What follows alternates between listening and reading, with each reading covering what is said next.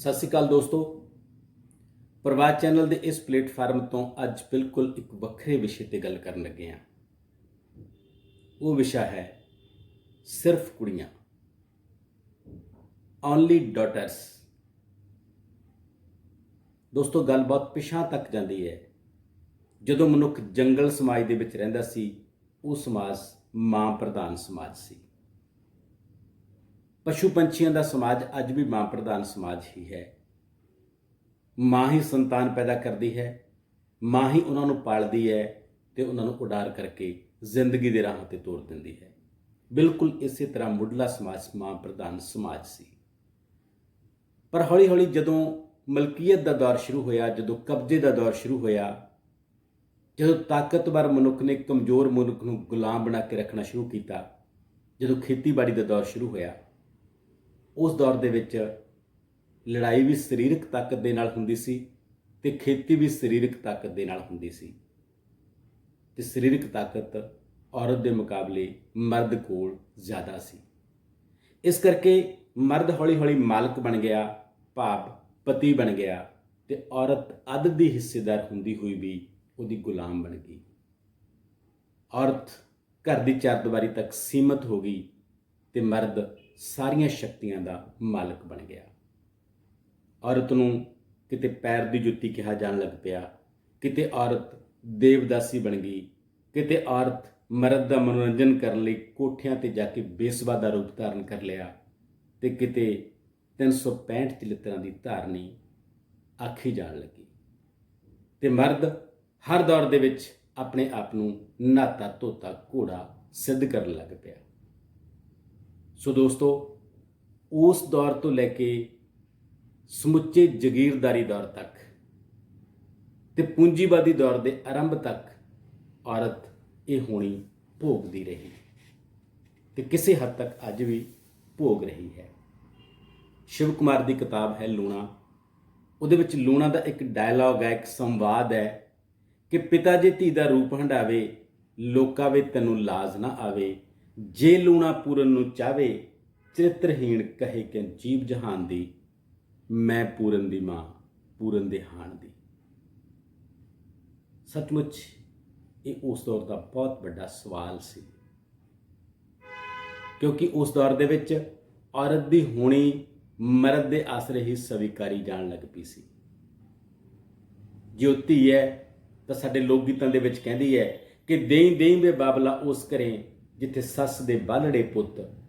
ਇੱਕ ਮੰਗਾਂ ਇੱਕ ਵਿਆਹਾਂ ਵੇ ਮੈਂ ਸ਼ਾਦੀਆਂ ਵੇਖਾਂ ਨਿੱਤ।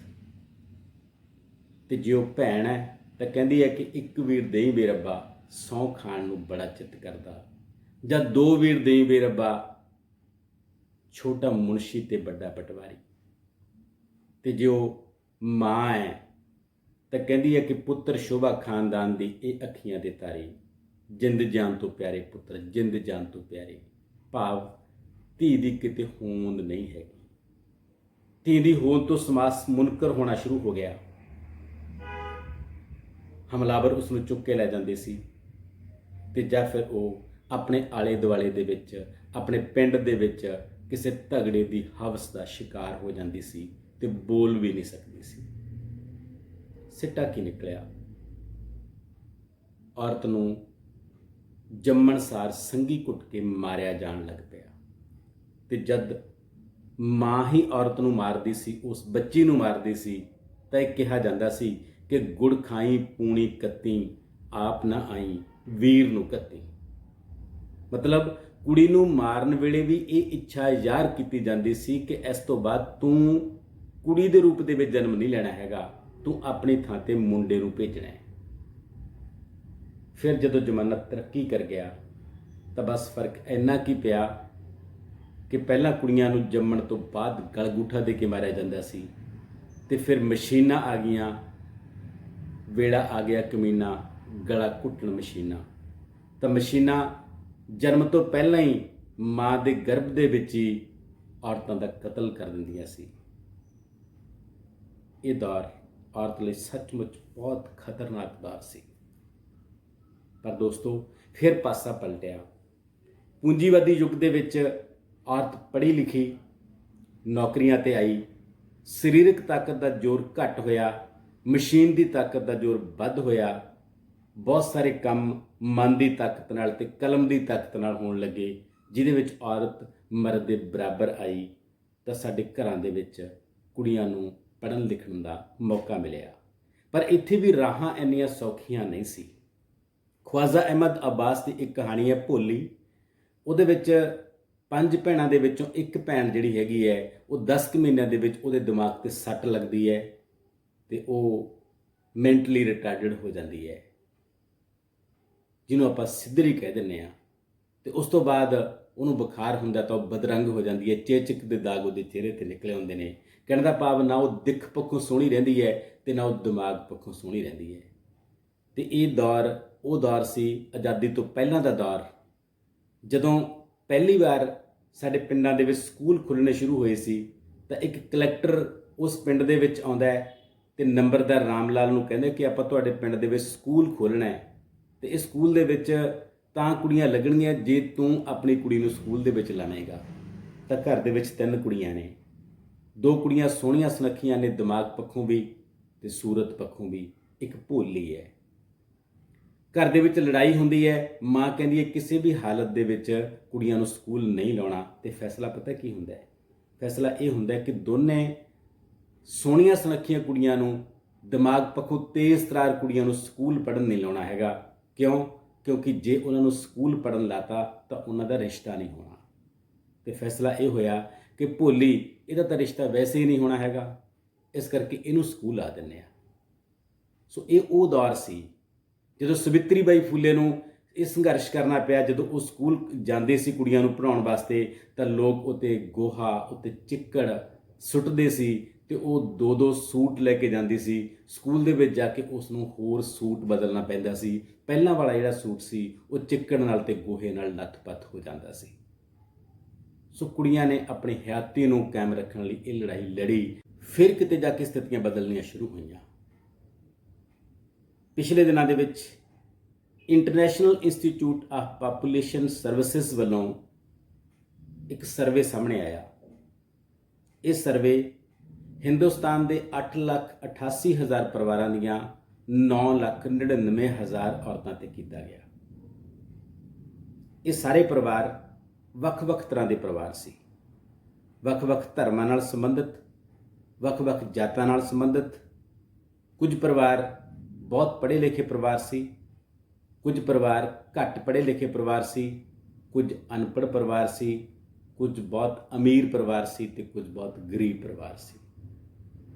ਇਸ ਸਰਵੇ ਦੇ ਵਿੱਚ ਜਿਹੜੇ ਅੰਕੜੇ, ਜਿਹੜੇ ਤੱਥ ਸਾਹਮਣੇ ਆਏ ਉਹ ਕੁਝ ਰਾਹਤ ਦੇਣ ਵਾਲੇ ਸੀ। ਸਰਵੇ ਇਹ ਕੀਤਾ ਗਿਆ ਕਿ ਕਿੰਨਾ ਪਰਿਵਾਰਾਂ ਦੇ ਵਿੱਚ ਸਿਰਫ ਕੁੜੀਆਂ ਨੇ। 1992 ਦਾ ਡਾਟਾ ਇਹ ਹੈ ਕਿ 1992 ਦੇ ਵਿੱਚ ਹਿੰਦੁਸਤਾਨ ਦੇ ਵਿੱਚ 16% ਪਰਿਵਾਰ ਸੀ ਜਿਨ੍ਹਾਂ ਦੇ ਵਿੱਚ ਸਿਰਫ ਤੇ ਸਿਰਫ ਕੁੜੀਆਂ ਸੀ ਤੇ ਉਹਨਾਂ ਨੇ ਫੈਮਿਲੀ ਪਲੈਨਿੰਗ ਕਰਵਾ ਲਈ ਸੀ। ਪਰ ਹੁਣ ਲਗਭਗ 28-30 ਸਾਲ ਬਾਅਦ ਇਹ ਡਾਟਾ ਵੱਧ ਕੇ 16% ਤੋਂ 34% ਹੋਇਆ ਹੈ। ਇਹ ਸਾਡੇ ਲਈ ਰਾਹਤ ਵਾਲੀ ਖਬਰ ਹੈ। ਇਸ ਤੋਂ ਇਲਾਵਾ ਇਸ ਸਰਵੇ ਦੇ ਵਿੱਚ ਕੁਝ ਚੀਜ਼ਾਂ ਹੋਰ ਵੀ ਨੇ ਇਹਦੇ ਨਾਲ। 1992 ਦੇ ਵਿੱਚ 3 ਬੇਟੀਆਂ ਤੇ ਕੋਈ ਬੇਟਾ ਨਾ ਹੋਣ ਤੇ ਫੈਮਿਲੀ ਪਲੈਨਿੰਗ ਕਰਾਉਣ ਵਾਲੇ ਪਰਿਵਾਰਾਂ ਦੀ ਗਿਣਤੀ 20% ਸੀ, ਜਿਹੜੀ ਕਿ ਹੁਣ 30 ਸਾਲਾਂ ਬਾਅਦ 34% ਹੋ ਗਈ। 3 ਬੇਟੀਆਂ ਤੇ ਕੋਈ ਬੇਟਾ ਨਾ ਹੋਣ ਵਾਲੇ ਪਰਿਵਾਰਾਂ ਦੀ ਗੱਲ ਹੈ।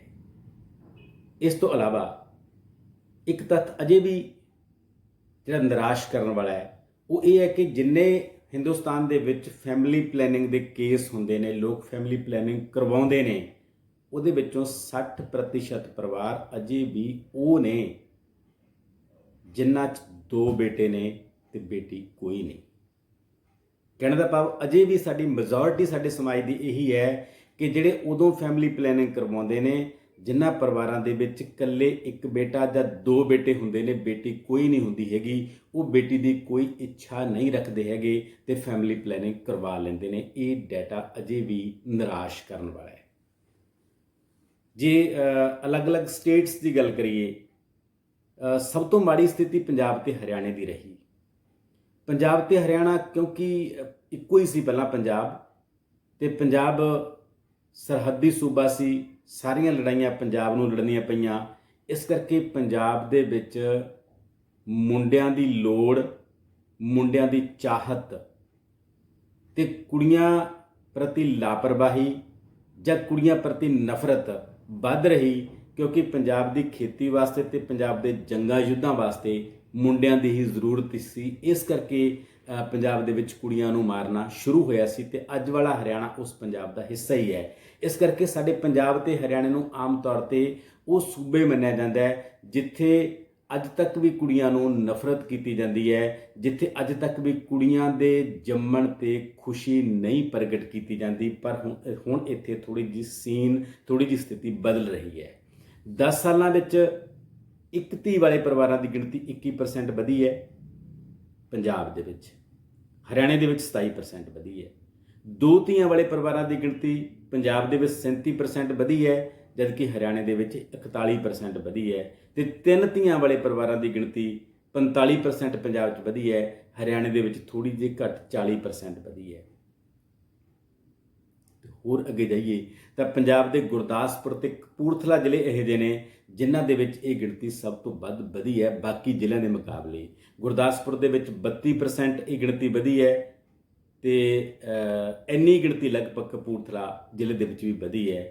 ਤੇ ਹਰਿਆਣੇ ਦੇ ਵਿੱਚ ਪੰਚਕੂਲਾ ਇਸ ਮਾਮਲੇ 'ਚ ਬਹੁਤ ਅੱਗੇ ਰਿਹਾ, 43% ਦੇ ਕਰੀਬ ਗਿਣਤੀ ਪੰਚਕੂਲੇ ਦੇ ਵਿੱਚ ਵਧੀ ਹੈ। ਗੁੜਗਾਉਂ ਦੇ ਵਿੱਚ 42%, ਜਦੋਂ ਕਿ ਡਿਸਟ੍ਰਿਕਟ ਫਤਿਆਬਾਦ ਜਿਹੜਾ ਪੰਜਾਬ ਦੇ ਨਾਲ ਲੱਗਦਾ, ਪੰਜਾਬ ਦੇ ਮਾਨਸਾ ਜ਼ਿਲ੍ਹੇ ਦੇ ਨਾਲ ਲੱਗਦਾ ਜ਼ਿਲ੍ਹਾ ਹੈ, ਉੱਥੇ ਸਿਰਫ 10% ਇਹ ਗਿਣਤੀ ਵਧੀ ਹੈ।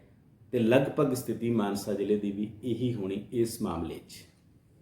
ਤੇ ਜੇ ਹੋਰ ਥੋੜ੍ਹਾ ਜਿਹਾ ਅੱਗੇ ਚੱਲੀਏ ਤਾਂ ਸ਼ਹਿਰਾਂ ਦੇ ਵਿੱਚ ਇਹ ਗਿਣਤੀ ਓਨਲੀ ਡਾਟਰਸ ਵਾਲੀ, ਸਿਰਫ ਕੁੜੀਆਂ ਵਾਲੀ 25% ਵੱਧ ਹੈ ਪਿੰਡਾਂ ਦੇ ਮੁਕਾਬਲੇ।